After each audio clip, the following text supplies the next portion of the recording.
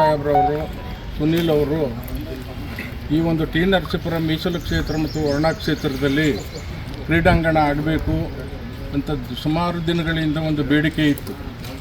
ಇವತ್ತು 4 ಜನ ಮಾನೀಯರು ಸೇರಿ ಈ ಕ್ರೀಡಾಂಗಣವನ್ನು ಬಲು ಜರೂರಾಗಿ ಮಾಡಬೇಕು ಅಂತ ತಹಸೀಲ್ದಾರ್ಗಳಿಗೆ ಆದೇಶ ಮಾಡಿದರು.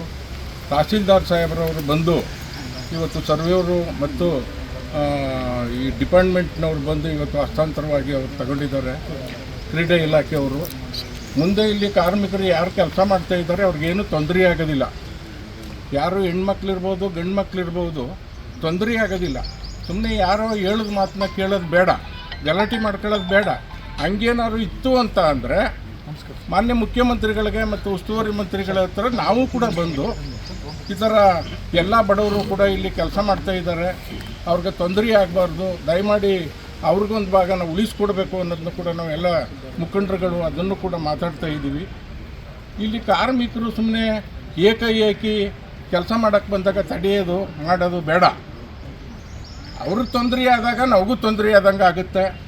ಇವತ್ತು ವಾಕ್ ಮಾಡಬೇಕಾದ್ರೆ ಇಲ್ಲಿಂದ ಬನ್ನಳ್ಳಿ ಉಂಡಿ ಗಂಟೆ ಹೋಗಬೇಕು ಜನರು, ವಯಸ್ಸಾದವರು, ಹೆಣ್ಣು ಮಕ್ಕಳು ಎಲ್ಲರೂ ಹೋಗಿ ಇವತ್ತು ರೋಡ್ನಲ್ಲಿ ಬಿದ್ದಿರೋ ಅಂಥದ್ದು ಬೇಕಾದಷ್ಟು ಆಗಿದೆ. ಆದ್ದರಿಂದ ಮಾನ್ಯ ಮುಖ್ಯಮಂತ್ರಿಗಳು, ಈ ರಾಜ್ಯದ ಮುಖ್ಯಮಂತ್ರಿಗಳು ಇಲ್ಲಿಗೆ ಕ್ರೀಡಾಂಗಣ ಕೊಟ್ಟಿದ್ದಾರಲ್ಲ, ಅದು ನಮ್ಮ ಒಂದು ಅದೃಷ್ಟ.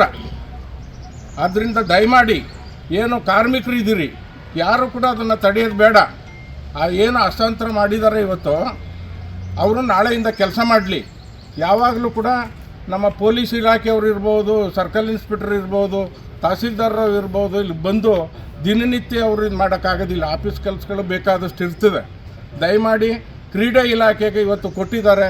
ಮಾನ್ಯ ಮುಖ್ಯಮಂತ್ರಿಗಳ ಕ್ಷೇತ್ರ ಇದು, ಮಾದೇವಪ್ಪನವ್ರ ಕ್ಷೇತ್ರ, ಯತೀಂದ್ರ ಸಾಹೇಬ್ರ ಕ್ಷೇತ್ರ, ಸುನೀಲ್ ಅವ್ರ ಕ್ಷೇತ್ರ. ಯಾರು ಕೂಡ ಬೇರೆ ರೀತಿ ಯೋಚನೆ ಮಾಡೋದು ಬೇಡ. ನಾವು ಎಲ್ಲರೂ ಸೇರಿ ಈ ಕಾರ್ಮಿಕರ ಜೊತೆಲಿ ನಾವು ಇರ್ತೀವಿ ಅಂತ ಈ ಸಂದರ್ಭದಲ್ಲಿ ನಾನು ಕೂಡ ಹೇಳ್ತೀನಿ.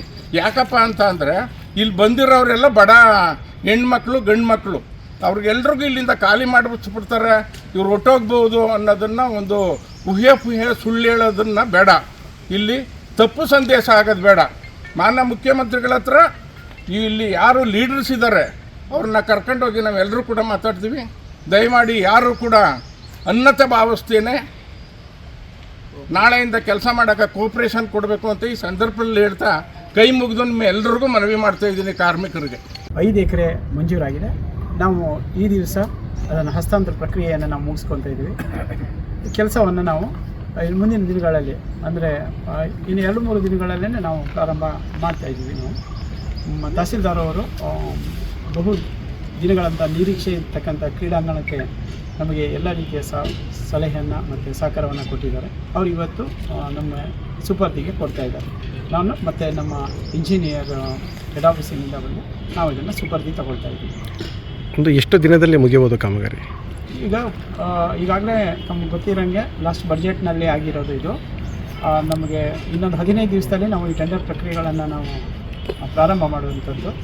ಮತ್ತು ಅತಿ ಶೀಘ್ರದಲ್ಲಿ, ಯಾಕೆಂದರೆ ಲಾಸ್ಟ್ ಇಯರ್ ಬಡ್ಜೆಟ್ನಲ್ಲಿ ನಮಗೆ ಆಗಿರೋದ್ರಿಂದ ನಾವು ಈ ಫೈನಾನ್ಷಿಯಲ್ ಇಯರ್ ಎಂಡಷ್ಟೊತ್ತಿಗೆ ನಾವು ಇಲ್ಲಿ ಕೆಲಸ ಕಾರ್ಯಕ್ರಮಗಳನ್ನು ಪ್ರಾರಂಭ. ಕರ್ನಾಟಕ ನ್ಯೂಸ್ ಡಿಜಿಟಲ್ ಚಾನಲನ್ನು ಈಗಲೇ ಸಬ್ಸ್ಕ್ರೈಬ್ ಮಾಡಿ. ಧನ್ಯವಾದಗಳು.